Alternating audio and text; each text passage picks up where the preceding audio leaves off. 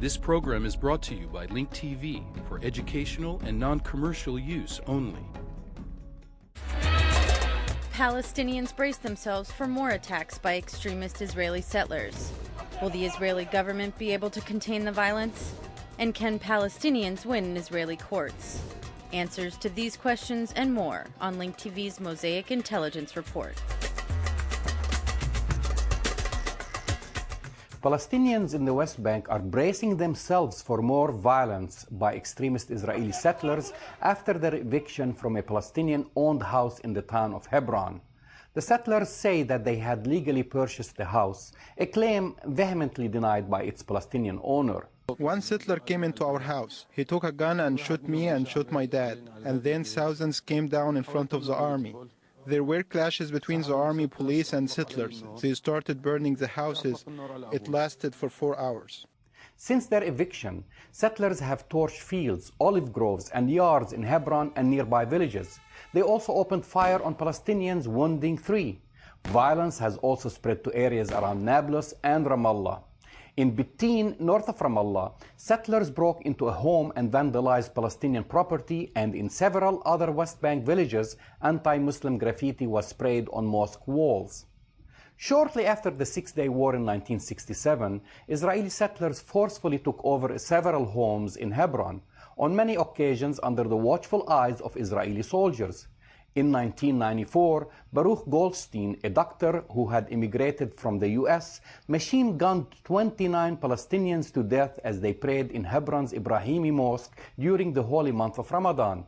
In 2005, I worked on a documentary and witnessed firsthand the plight of a Palestinian family living in fear under the continuous harassment of the zealot settlers who were determined to drive them away from their ancestral home. Ironically, the settlers had named the house they occupied in Hebron Beit HaShalom, or the Peace House. Under an equally ironic title, Tolerance, the city of Jerusalem has given the Wiesenthal Center the green light to destroy an ancient Muslim cemetery in the Mamilla neighborhood of West Jerusalem in order to build a new museum of tolerance there. Construction work has already begun in a corner of the graveyard. Dozens of bones have been dug up, and no decision has been made over what to do with them. We demand that the cemetery's holy and religious sites be protected. The occupation, however, does the opposite. They do not show any consideration for our feelings and dignity. They constantly attack both the living and the dead. Palestinians opposed to the new building say that any proposal to build on top of a Jewish cemetery would never have been allowed. When a grave is destroyed at a Jewish cemetery in Russia or France, the entire state of Israel is in shock. In Jerusalem, an entire Muslim cemetery is being desecrated and no one cares, a Palestinian reporter told me over the phone. Finally, Kamal al-Kurd walked with dozens of activists from East Jerusalem to her original home in the Talbiya neighborhood in West Jerusalem. She's attempting to exercise her right of return after Israeli forces evicted her from East Jerusalem's Sheikh Jarrah neighborhood. The Sheikh Jarrah neighborhood in East Jerusalem was built by the UN and Jordanian government in 1956 to house Palestinian refugees from the 1948 war. However, with the start of the Israeli occupation of East Jerusalem following the 1967 war, settlers began claiming ownership of the land the Sheikh Jarrah neighborhood was built on.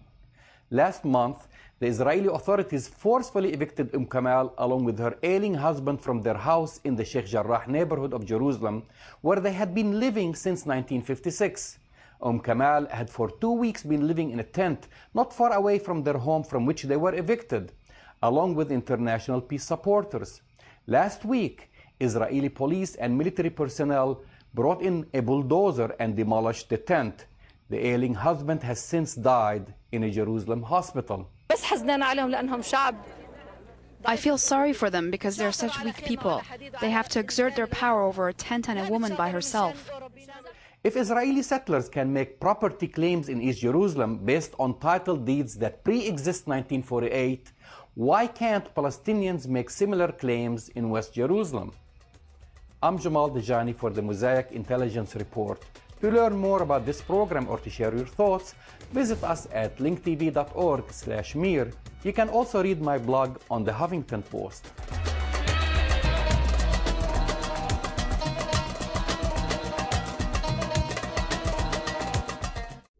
This program was brought to you by Link TV for educational and non-commercial use only.